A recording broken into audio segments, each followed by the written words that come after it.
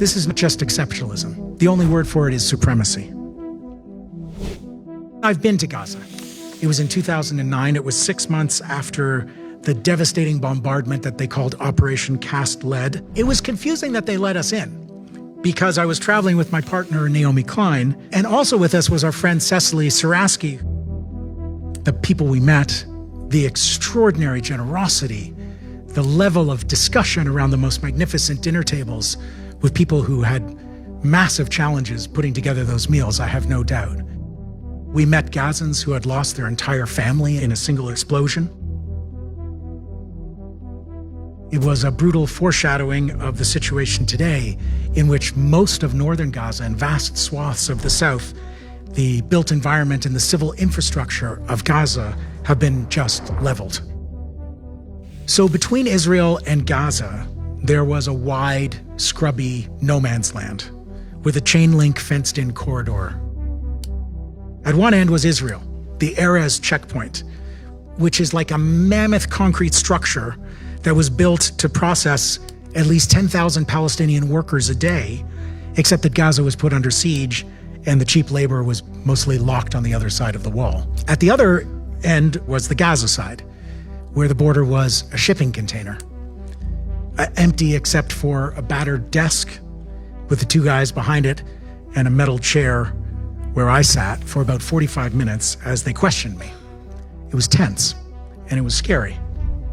Mostly they were stuck on the fact that I had a Canadian passport but an Israeli name, and they were utterly uninterested in the two women that I was traveling with. And eventually they kind of let us through.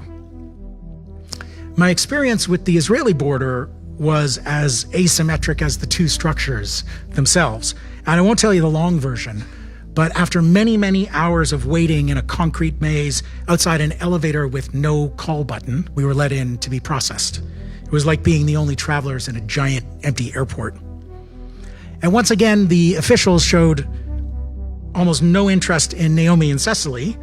The casual misogyny was the thread that connected the two very different experiences.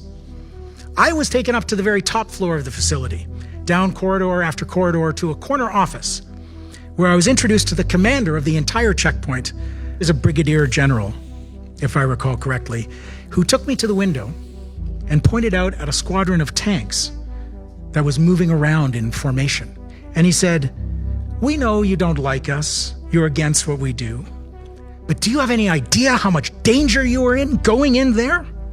We were mobilizing a whole army division to go into Gaza and rescue you. Yeah, even though you hate us, we would still save your life because you are a Jew. Because you are a Jew." And I've been processing those 4 words for about 14 years. It didn't help when he added, "And keep your woman under control. She's going to get herself in trouble one of these days." A whole worldview was transmitted in that short exchange. Patriarchy? Check. The victim become victimizer? Check. The power of those with the biggest guns to rank human life, who matters and who doesn't? Check. The message to me has become clearer and clearer over the years.